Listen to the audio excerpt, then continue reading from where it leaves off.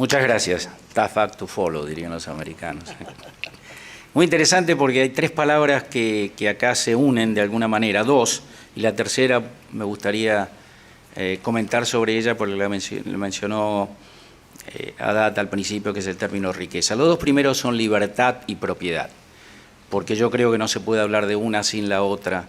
Y me remito a cómo yo lo puedo expresar, porque no soy un experto, pero encontré un artículo del profesor Lasalle Ruiz de la Universidad Carlos III de Madrid sobre la concepción del derecho a la propiedad y su relación con la libertad y el desarrollo económico, que si me permiten llevarán 2 minutos leérselos. Dice: al concebirse la libertad como un dominio personal del que emanaba la propiedad que el sujeto tenía sobre las cosas, el concepto de propiedad acabó subjevitándose completamente al hacer de las cosas la materia en la que se proyectaban las acciones que nacían de la voluntad del sujeto. En el nuevo concepto de propiedad surgido con el advenimiento del mundo moderno, lo relevante en él ya no era el ser de la cosa, sino el tener de la misma. Un tener que es siempre y sobre todo una dimensión subjetiva que engloba el bien en el interior de esa realidad preponderante y absorbente que es la vida del propio actor, de nosotros.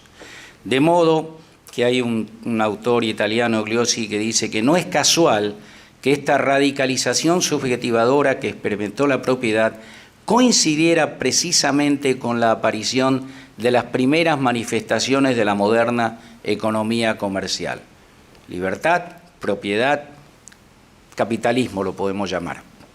Equiparadas entonces la libertad y la propiedad, convertida la primera en un dominio exclusivo que la persona tenía sobre sí mismo y sus acciones, se hizo posible que con la irrupción del mundo moderno la propiedad apareciera indisolublemente ligada a la libertad de las personas. Es más, el concepto de propiedad le dio una fuerza importante al concepto de libertad al afirmar que la naturaleza confiere a cada hombre la propiedad sobre su libertad en forma positiva. Y es muy interesante. Después pero han hablado tanto que ahora me voy a ir a estos tres temas, porque pensé mucho en la Argentina, porque siempre que estamos en estos foros hablamos de Venezuela, hablamos de Nicaragua, hablamos de Bolivia, hablamos de Cuba.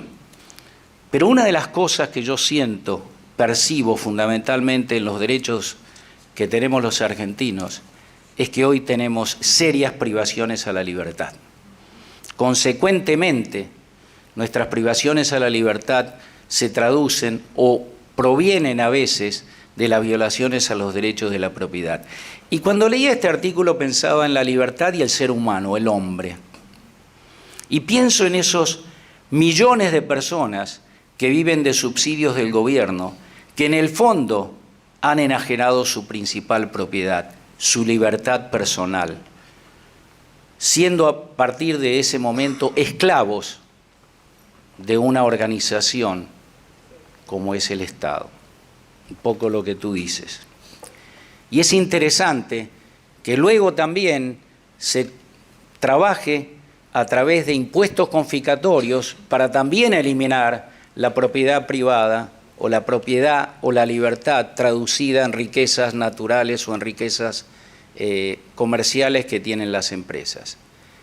Utilizando muchas veces el concepto que mencionó el doctor Haddad al inicio, el concepto de riqueza, que es un concepto que comercialmente representa a veces abundancia, pero eso no significa que los impuestos, que a veces sostienen organismos internacionales o multinacionales como el Fondo Monetario, organismos que a veces destruyen la democracia y la libertad con sus políticas que supuestamente son de derecha y capitalistas y por el contrario causan el efecto efectivamente contrario.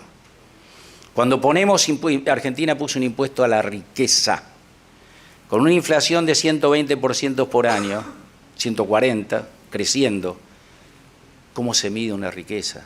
En realidad, un argentino que posee un bien a través del tiempo, si opera legalmente, va a perder todos sus bienes a través de esos impuestos confiscatorios.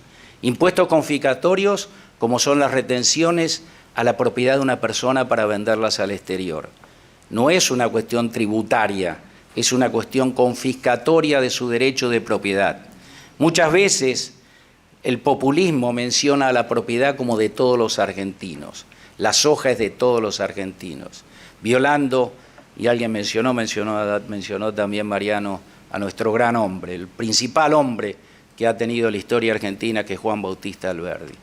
La riqueza no es propiedad del Estado, es propiedad de los individuos. Y vuelvo al individuo. Estaba pensando, ¿quién genera la gran riqueza de los Estados Unidos hoy? ¿Gente que tenía grandes tierras, grandes propiedades, o gente que tenía libertad para crear? ¿Qué es lo que ha hecho Steve Jobs? ¿Qué es lo que ha hecho Elon Musk? La riqueza está en el hombre y no solamente en la tierra o en los bienes materiales. Y en esa riqueza la libertad es fundamental para desarrollarla y terminar, sí, en serio, con la pobreza que nos acosa cotidianamente. Muchísimas gracias.